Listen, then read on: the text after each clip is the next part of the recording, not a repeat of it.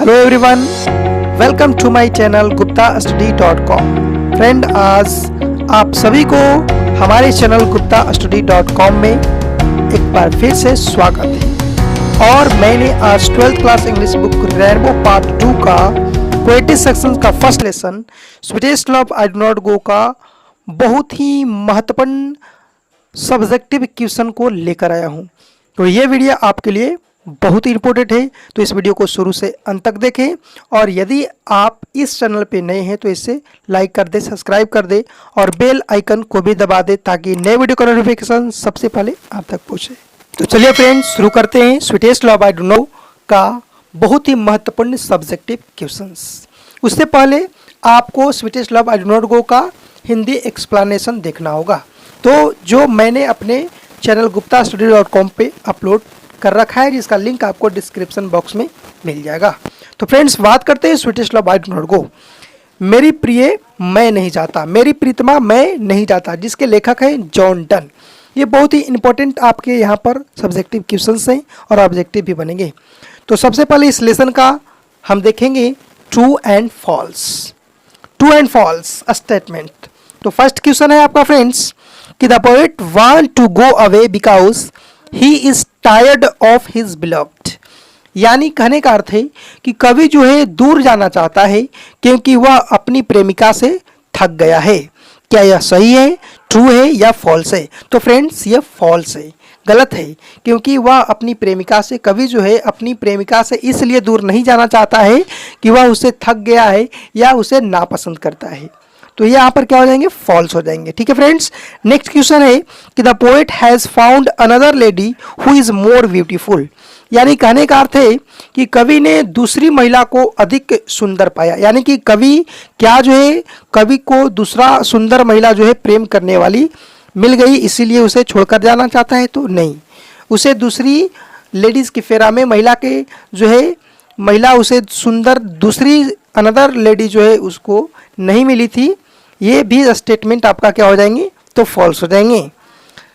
Third है आपका कि the poet intend to go on a longer journey that what are the sun under task. यानी कहने का अर्थ है कि कवि की मंशा है कि वह सूर्य की सैर से अधिक लंबी यात्रा पर जाए।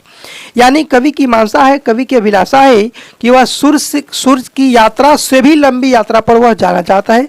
तो फ्रेंड्स, ये स्टेटमेंट आपका क्या हो जाएगा? तो ट्रू हो जाएगा, यानी टी। ठीक है, तो थर्ड आपका स्टेटमेंट ट्रू है, फर्स्ट आपका फॉल्स है, सेकेंड फॉल्स है और थर्ड क्या है? ट्रू है। अब चलते हैं स्टेटमेंट नंबर 4 यानी डी।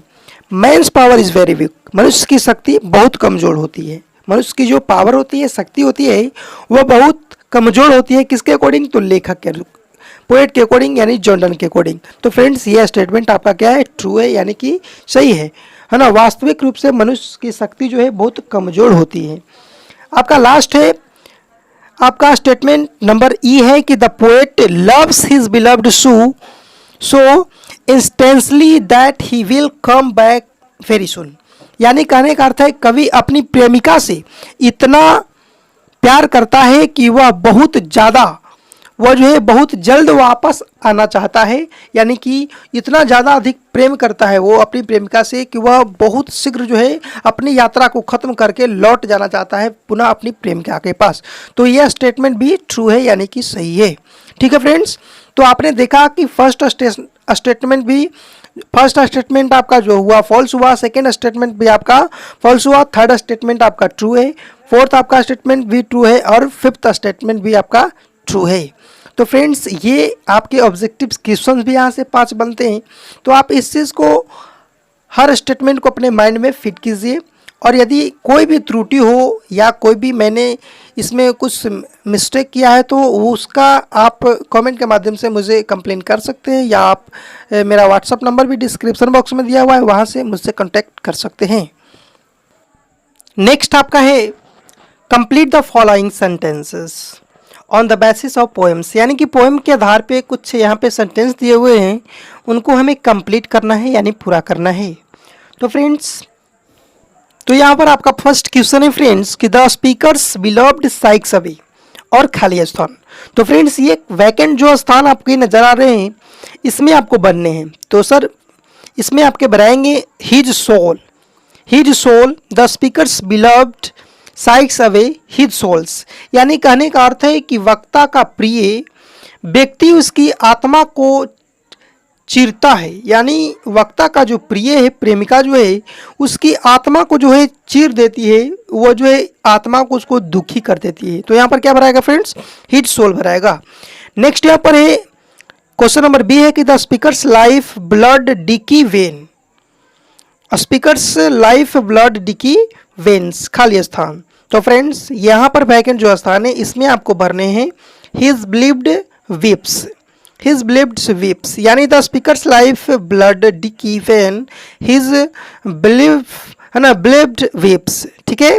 यानी कहने का अर्थ है कि वक्ता का जीवन रक्त तब घटता है जब उसका प्रिय जो है रोती है, जब उसकी प्रेमिका जो है रोने लगती है तो उसका ब्लड जो है सूखने लगता है, उसका ब्लड जो है घटने लगता है, उसके लाइफ का ब्लड जो है वह कम होने लगता है, सूखने लगता है, ठीक है फ्रेंड्स। तो यहाँ पर आपके वैकेंट जो स्थान है उसमें बनाएंगे हिज बिलव्ड वीप्स, ठीक है। यहाँ पर क्वेश्चन नंबर सी है कि the speakers ask his beloved not to forethink him, तो वैकेंट स्थान में यहाँ पर भरना है friends any ill, the speakers ask his beloved not to forethink him any ill, यानी कहने का अर्थ है कि वक्ता अपने प्रिय से कहता है कि वह उसे किसी भी बीमार को न छोड़े, यानी किसी को बीमारी होने से या किसी भी बीमार व्यक्ति को उसे ना छोड़े, वह जो है संतुष्ट रहे और इसका भरपूर आनंद उठा पाए, ठीक है फ्रेंड्स। क्वेश्चन नंबर डी है they who keep one another alive can never, तो वैकेंट स्थान में इसमें बनाएगा friends be parted, they who keep one another alive can never be parted, यानी वे जो एक दूसरे को जीवित रखते हैं वह कभी भी एक दूसरे से जुदा नहीं होते हैं, अलग नहीं होते हैं, यानी कि वो व्यक्ति जो एक दूसरों को जीवित रखने का, जिंदा रखने का काम, यानी कि जिनके सहारे वो जीवित रहते हैं वो कभी भी जीवन में एक दूसरे से अलग नहीं रह सकते, अलग नहीं हो सकते हैं, लेखक का यही मानना है। तो friends complete the following sentence में आपने देखा कि आपका फर्स्ट में हिज सोल भराएगा, सेकंड में आपका हिज बिलव्ड वीप्स भराएगा, और थर्ड में आपका एनील, और फोर्थ में बी पार्टेड भराएगा। तो ये चार आपके ऑब्जेक्टिव यहाँ के क्वेश्चन बने। इससे पहले मैंने ट्रू फॉल्स 5 बताए, तो सारी चीज़ों को आप कंप्लीट करते चले ताकि आपको ऑब्जेक्टिव भी क्लियर होते चले, ठीक है फ्रेंड्स। नेक्स्ट है briefly question, short briefly questions. तो इसका फर्स्ट क्वेश्चन है कि why does the poet want to go away from his beloved, why does the poet want to go away from his beloved, यानी कवि जो है जाना चाहता है अपनी प्रेमिका से दूर, अपनी प्रेमिका से कवि जो है दूर क्यों जाना चाहता है, कारण क्या है भाई। तो फ्रेंड्स आपका यहाँ पर आंसर है कि because death is certain so he wanted to go away from his beloved, क्योंकि कवि जो चाहता है कि मरने से पहले, है ना, एक दिन सभी को मरना है, तो कवि चाहता है कि मरने से पहले जो है वह उस चीज़ को जो है, उस जुदा को जो है, उस अलगाव को जो है वह अनुभव करना चाहता है कि किस प्रकार का दर्द होता है, ताकि वह खुश रह पाए, क्योंकि मरने के बाद भी जो है, अलग होने के बाद उसे जो है किसी प्रकार का दुख ना हो। तो फ्रेंड्स इसका आंसर आपको यहाँ पे दिया हुआ है कि because death is certain so he wants to go away from his beloved, है ना, वह डेथ मृत्यु जो है निश्चय ही सबको एक न एक दिन आना है, इसीलिए कवि जो है अपनी प्रेमिका से दूर होना चाहता है, अपनी यात्रा पर जाना चाहता है। क्वेश्चन नंबर 2 है कि what are the things that the sun doesn't have, what are the things that the sun doesn't have, यानी सूर्य के पास क्या नहीं थी, कौन सी वस्तु ऐसी है जो सूर्य के पास नहीं है, सूर्य के पास ऐसा कौन सा वस्तु है जो नहीं है। तो फ्रेंड्स इसका आंसर है the sun does have destination, sense, desire and lover, the sun does have destination, sense, desire and lover, यानी कि सूर्य के पास ना ही उसकी प्रेमिका है और नहीं उसके पास कोई इच्छा है और नहीं कोई अभिलाषा है, फिर भी वो अपने वर्क को करते रहता है। सूर्य के पास न उसकी प्रेमिका है, न उसका कोई लवर है, न उसके पास कोई सेंस है, न कोई डिजायर है, फिर भी वो जो है अपने पथ पर अपनी यात्रा को कभी भूल नहीं पाता है। इसी तरह लेखक भी चाहता है कि मैं भी यात्रा उससे भी दूर यात्रा करूं और मेरे लेखक के पास तो सारी इच्छाएं होती हैं, उसके पास लवर भी होता है, सेंस भी होता है, डिजायर भी होता है। इस वजह से वह जो है सूर्य से कंपेयर करता है, तुलना करता है। तो सूर्य के पास यहाँ पर आपने देखा कि न उसके पास सेंस है, ना उसके पास प्रेमिका है, ना उसके पास डिजायर है, फिर भी वह जो है अग्रसर है, अपनी पथ की ओर चलते रह रहा है। नेक्स्ट क्वेश्चन है आपका, क्वेश्चन नंबर 3 है कि what will make the speaker जनरी स्पीडर। यानी कहने का अर्थ है कि वह कौन सी चीज़ है, वह क्या है जो स्पीकर के जनरी को जो है फास्ट बना देता है, तेज बना देता है, यानी कि अपनी यात्रा जो है वह शीघ्र करना चाहता है या उसकी यात्रा शीघ्र हो जाती है। तो फ्रेंड्स आपके आंसर है कि नो डिजायर और sense will make the speaker's जनरी स्पीडर। यानी कवि की जो है इच्छा और सेंस ही जो है, उसकी इच्छा अभिलाषा ही जो है अपने प्रीतमा के प्रति जो उसके जनरी को और फास्ट बना देता है और तेज बना देता है। नेक्स्ट क्वेश्चन है आपका, क्वेश्चन नंबर 4 है कि what make a man's power feeble. यानी मनुष्य की शक्ति जो है वह क्या है जो मनुष्य की शक्ति को कमजोर कर देता है, वीक बना देता है। तो फ्रेंड्स आपके आंसर है कि failure of love make a man's power feeble. यानी कि प्रेम में जो फेल हो जाते हैं, जो फेल्यूर जो लोग होते हैं प्रेम में जो फेल कर जाते हैं, वही जो है मनुष्य की शक्ति को जो है कमजोर कर देता है। यानी प्रेम के विफलता मनुष्य की शक्ति को कमजोर बना देता है, उसकी ताकत को घटा देता है। ठीक है फ्रेंड्स, तो एक बार फिर आपसे रिक्वेस्ट है कि यदि आप चैनल पे नए हैं तो इसे सब्सक्राइब कर दें, लाइक कर दें और बेल आइकन को भी दबा दें। नेक्स्ट क्वेश्चन है फ्रेंड, क्वेश्चन नंबर 5 है कि how do singing and weeping effect the speakers. यानी कैसे उदासी और रोना जो है, यानी कि विलाप और रोना जो है वक्ता को प्रभावित करता है। तो फ्रेंड्स आपके आंसर हैं कि singing and weeping's effect the speakers and make him sorrowful when his beloved सिक्स एंड वेप्स। यानी कहने का अर्थ है कि उदासी और रोना उसे प्रभावित, उनकी प्रेमिका जब उन उदास हो जाते हैं, जब रोने लगते हैं, तो वही रोना और कराहना जो है उनको प्रभावित करता है, इफेक्ट करता है पोएट को। यानी उनकी प्रेमिका हिज बिलव्ड, उनकी प्रेमिका की जो रोना है, उनकी जो उदासी है, उन्हीं को, उनकी दिल को जो है ठेस पहुंचाता है, उनकी ब्लड को सुखाता है, उनको प्रभावित करता है।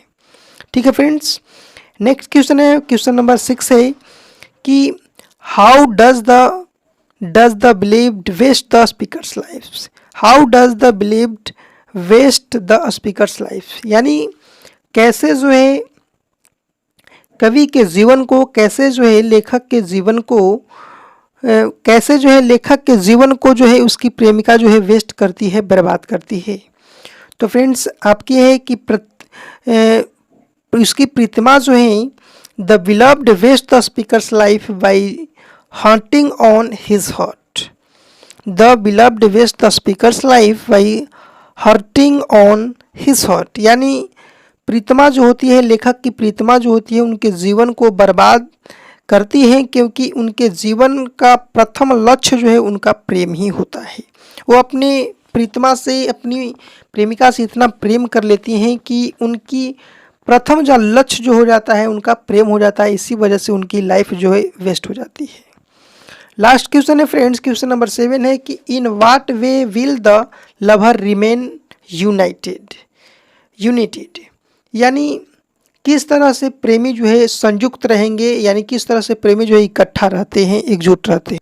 तो फ्रेंड्स इसका आंसर है कि the lover will remain united to make anatomy and love with spiritual and physical surrendering. यानी कहने का अर्थ है कि प्रेमी आध्यात्मिक और शारीरिक आत्मसमर्पण के साथ प्रेम और प्रेम को जो है बनाने के लिए एकजुट होते हैं, संयुक्त रहते हैं।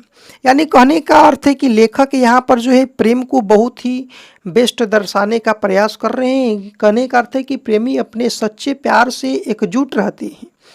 प्रेमी जो होते हैं मृत्यु से भी मजबूत रहते हैं, उनसे भी बलवान होते हैं। प्रेमी भले ही शारीरिक रूप से काम करते हों, लेकिन उनका प्यार जो है हमेशा इस संसार में अमर हो जाता है। यानी वह कभी भी मरता नहीं है, वो हमेशा जिंदा रहता है। उसी को जो है एकजुट प्रेम बनाते हैं, वही जो है प्रेम को इकट्ठा करते हैं, यूनाइटेड करते हैं। तो फ्रेंड्स फिर मिलते हैं नेक्स्ट वीडियो में। थैंक्स।